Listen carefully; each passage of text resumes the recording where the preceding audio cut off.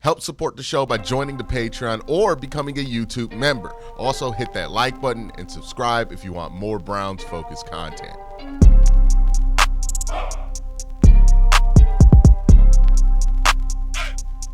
I'm not going to lie, I'm not the biggest fan of Dorian Thompson-Robinson. I haven't been super impressed with what I've seen him put on the field, at least in the regular season. There have been moments from him that have intrigued me, right?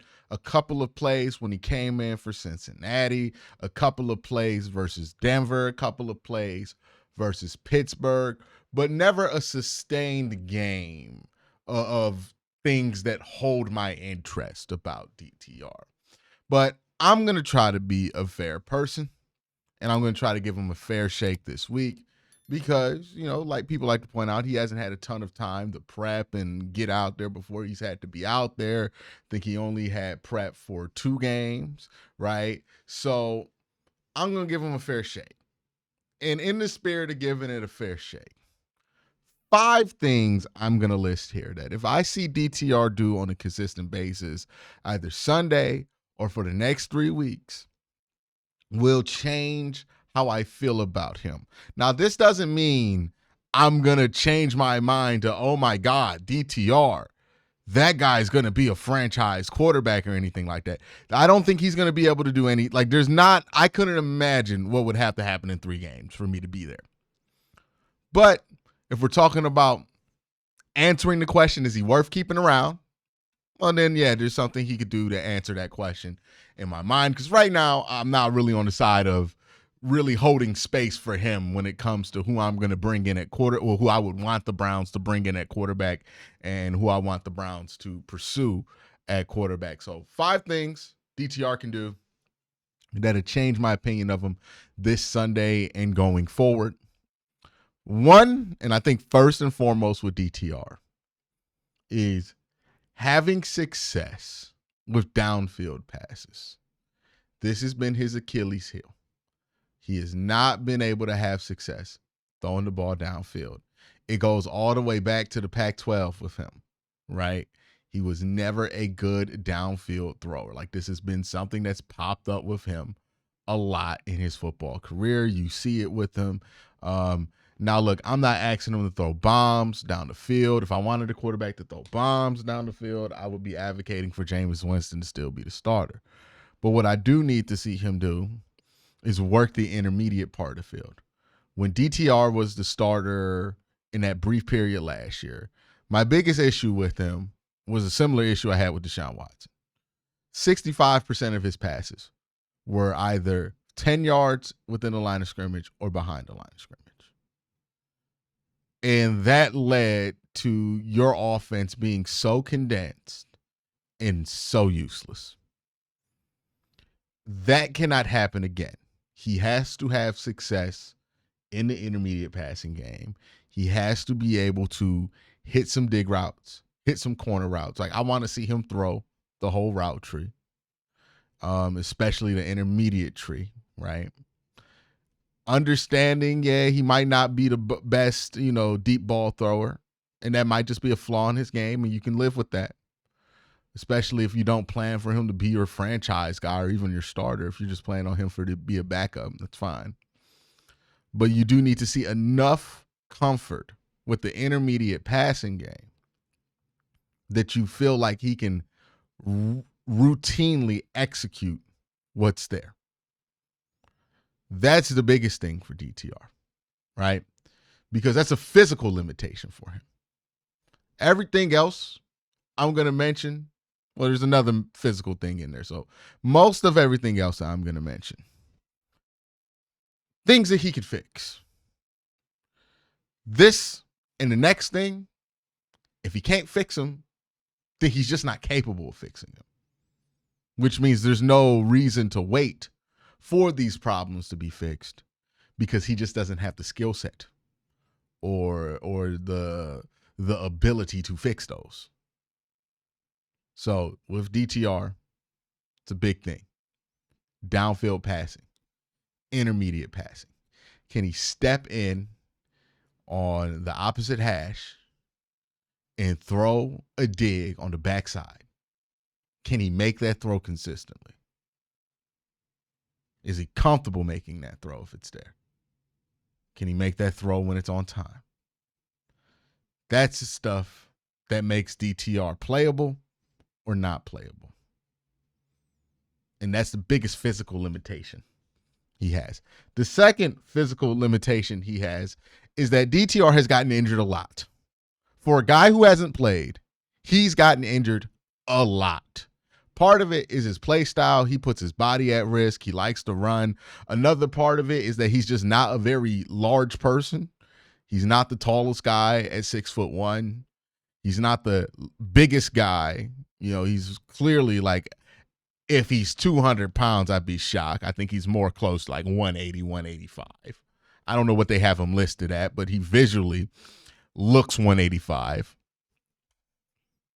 DTR has had a problem staying healthy. He got injured versus the Texans when they first played him. I think he got injured in garbage time, had to bring back Joe Flacco in a blowout because of it. He got injured against the Broncos.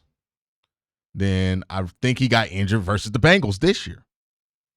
Like, can he stay healthy? Because DTR could make all the downfield passes in a row. He can run for 100 yards, and he could look like Lamar Jackson Jr., but if he can't stay healthy, he's not useful. So that's a big question for him too. Can he stay healthy? So downfield passes, intermediate passes, staying healthy. 1 and 2. Number 3 for me. Can he play in rhythm? Now, some people think that DTR plays in rhythm because he throws the ball quickly sometimes. That's not what I mean. In rhythm means on time. And sometimes you need to get rid of the ball quickly. But just because you get rid of the ball quickly doesn't mean that it's on time. You feel me? And when I watch DTR, he has not been able to get in rhythm. Sometimes in the preseason, he's closer to being on rhythm, right? He gets a little bit more comfortable. But in the regular season, there are like spurts of him being in rhythm. But then he loses it. And then once he loses that rhythm, he crumbles, which is another thing we could talk about. But can he play in rhythm? Does he have a good understanding of what the rhythm of the offense is, what the rhythm of these routes are, right? When he's supposed to let it rip, when he's supposed to see something, when he's supposed to post the ball out. Like, that to me is a big part in why he makes as many mistakes as he makes out there. Because he can't play in rhythm sometimes. Like, he doesn't have a good feel for the rhythm of the game. And I want to see if that's changed, right? Been in the offense a couple of years. It's your second opportunity. Get a whole week of prep to start. You have to imagine that the Browns are going to open it up a little bit more because they got nothing to lose at this point. Also, Ken Dorsey's in there, so he's not going to be as conservative as Kevin is, especially with the rookie. So you expect him to get some opportunities to rip this ball. Can he rip it and be in rhythm, right? He drives David Njoku crazy if you watch him because, like, he'll just rip the ball immediately before David's set up. One of the things that Elijah Moore and especially Jerry Jeudy have done well is being able to adjust their rhythm in zone to find a soft spot. Is he able to just match that rhythm, right? When you watch DTR throw the football, are you constantly feeling like he's taking half a second too long or he threw that ball just half a second early and way too fast? That's kind of been the vibe while he's been out there. But if I watch him and it doesn't feel like that's the case, that'll be a very encouraging sign. Because in order to play in this offense, you need to have a good feel for what the timing is on this offense, when you're supposed to get rid of the ball, when you're supposed to get the ball to somebody, right? You need to be able to maintain that rhythm so you can swag surf your way down the field. But if you can't keep that rhythm, then you're going to mess it all up. Number 4, this is the biggest one for me. It's a mental one for me. DTR showed the tendency to crumble after making a mistake. That Cincinnati game is a great example of it, right? He comes in, he makes a couple of big plays. The Browns score a touchdown. You're feeling good, like, oh, DTR looks better. And then he throws a tip ball interception, and it just goes downhill. That's happened before with him, right? Where it feels like if one thing goes wrong, he could spiral. That is a unacceptable trait in a quarterback for me. Like, you're going to throw interceptions. If you cannot handle that, if you cannot handle a mistake without completely crashing out, I can't use a quarterback. Well, nobody can use a quarterback like that, right? The Browns can't use a quarterback like that. So will he crumble after a mistake? He's going to make a mistake. He's likely going to turn this ball over somehow, right? Super young. The Bengals, while they are a bad defense, they do like to get turnovers. They got a lot of turnovers last week.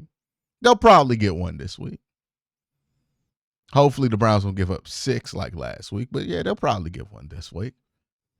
Can he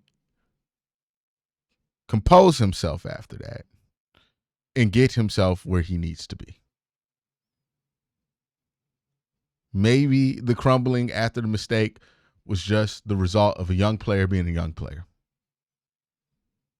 But cannot see that consistently pop up with them. And number 5 is simple. Can he manage the game well? Does he take what's there on first down? Like, I think that's the main thing they want to drill in his head. So many times the Cleveland Browns have had opportunities to get ahead of the sticks on first down. And I think one of the things outside the interceptions, obviously, that led to Jameis's benching was Jameis consistently left money on the field on first down to go take deep shots. Like, he got too deep shot thirsty. DTR has to have a good feel for managing the game. He's not going to be able to throw the ball with as much velocity downfield as Jameis Winston. He's probably not capable of making some of the throws that Jameis Winston is sometimes capable of making. But where he can outdo Jameis Winston, potentially, is in his ability to manage the game. Now, I don't know if DTR can manage the game. He really has never gotten the opportunity to. The only time he has was like Pittsburgh, and that was even that was like he did a good job managing that game, but there were no points scored in that game. Well, there were points scored, but it was a very low scoring game. Can DTR manage the game well? Can he take care of the football? Can he keep the offense on the field? Keep them on schedule. The Browns plan to win this game. They're trying to get 2 or 3 drives that last 12, 15 plays or longer. That's going to be their plan, right? You want to beat the Bengals, you got to limit possessions. You got to keep Joe Burrow off the field. And you got to take as much time as possible and be efficient on some of these drives. You're going to go 3 and out. You're not going to score every drive. But if you get 3 drives, 3 long, good drives, well, you feel like you're in a good position. That's the plan. They're asking him to execute a game manager's plan. And again, game manager doesn't mean you're a bad quarterback.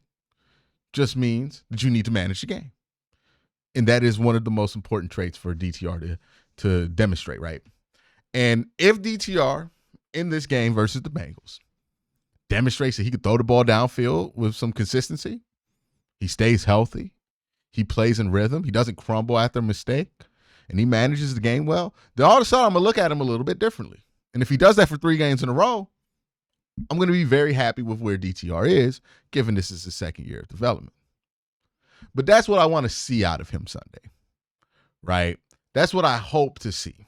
I don't know if you are going to see that, but if I do see that out of DTR, all right, it makes me significantly more intrigued in his development.